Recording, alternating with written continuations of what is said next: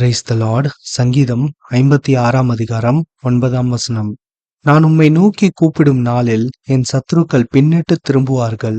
தேவன் என் பட்சத்தில் இருக்கிறார் என்பதை அறிவேன். ஆமென். இங்க பார்த்தோம்னா, தேவனை நம்பியிருக்கிற தாவீது ராஜாவினுடைய வாழ்க்கையில் சத்துருக்கள் வருகிறார்கள். நாம் ஆண்டவரை நம்பி இருக்கும்பொழுது நமக்கு விரோதமாக எந்த ஒரு ஆயுதமும் உருவாக்கப்படாது என்று சொல்லப்படவில்லை. நமக்கு விரோதமாக ஆயுதங்கள் உருவாக்கப்படும். ஆனா அந்த ஆயுதமும் வாய்க்காதே போகும். ஆமென். நாம் ஆண்டவரை நம்பியிருக்கும் பொழுது சத்துருக்கள் நமக்கு எதிராக வரலாம். ஆனா அவர்களால் நம்மை மேற்கொள்ள முடியாது. ஆண்டவரே நம்மை அவர்களிடத்திலிருந்து பாதுகாப்பார்.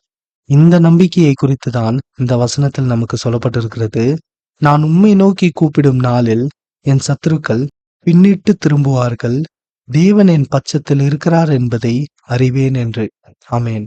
இங்கே தாவீது ராஜாவினுடைய வாழ்க்கையில் சத்துருக்கள் வரும்பொழுது தாவீது ராஜா அவர் என்ன செய்யலாம் என்று சுய பலத்தின் மீதும் மனிதர்கள் மீதும் வேற எந்த ஒரு விஷயத்தின் மீதும் நம்பிக்கை வைக்கவில்லை. அவருடைய நம்பிக்கை ஆண்டவர் மீதே இருந்தது. அவர் தைரியமாய் சொல்லுகிறார், நான் ஆண்டவரை நோக்கி கூப்பிடும் நாளில் என்னுடைய சத்துருக்கள் பின்னிட்டு திரும்புவார்கள் என்று.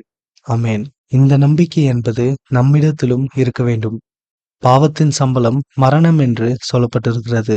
அப்படி நாம் பாவம் செய்கிறவர்களாக இருந்து அது நிமித்தம் நமக்கு சில பிரச்சனைகள் வரும்பொழுது இதிலிருந்து ஆண்டவர் என்னை காப்பாற்றுவார் என்று நாம் நினைக்க கூடாது. ஆமென்.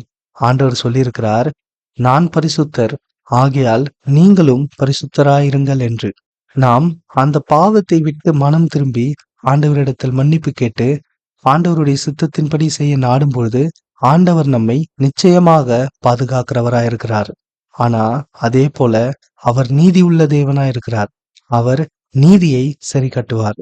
ஆகையால் நம் பாவத்தில் இருந்து கொண்டே ஆண்டவர் நம்மை விடுவிப்பார் என்று நினைக்க வேண்டாம்.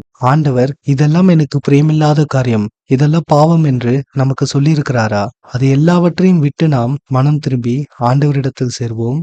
ஆண்டவர் நம்மை எல்லா பிரச்சனைகளிலிருந்தும் விடுவிப்பார். ஆமென். ஆகையால் சத்துருக்கள் நமக்கு விரோதமாக வரும்போது நாம் எதையும் பார்க்க வேண்டாம். தேவன் நம்முடைய பட்சத்தில் இருக்கிறாரா என்பதை மாத்திரம் நாம் பார்க்க வேண்டும். ஆண்டவர் நம்முடைய பட்சத்தில் இருந்தால் போதும். நாம் கூப்பிடும் நாளிலே நம்முடைய சத்துருக்கள் பின்னிட்டு திரும்புவார்கள். ஆமென்.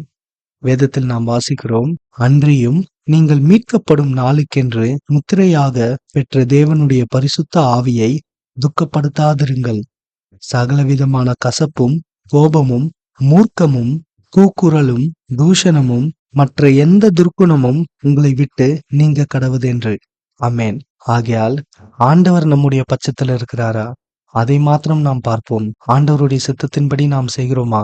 இல்லை என்றால் ஆண்டவருக்கு பிரியமில்லாத காரியங்களை நாம் செய்கிறோமா என்று நாம் சிந்தித்து பார்ப்போம். ஆமென். அப்போ எது ரொம்ப முக்கியம் என்று பார்த்தோம்னா, ஆண்டவர் நம்முடைய பட்சத்தில் இருப்பதே முக்கியம். ஆகையால் ஆண்டவரை நாம் பிரியப்படுத்த நாடுவோம். ஆண்டவருடைய சித்தத்தின்படியெல்லாம் செய்ய நாம் நாடுவோம். அவரே நம்மோடு கூட இருந்து எல்லா தீங்குக்கும் நம்மை விலக்கி காப்பார். ஆமென்.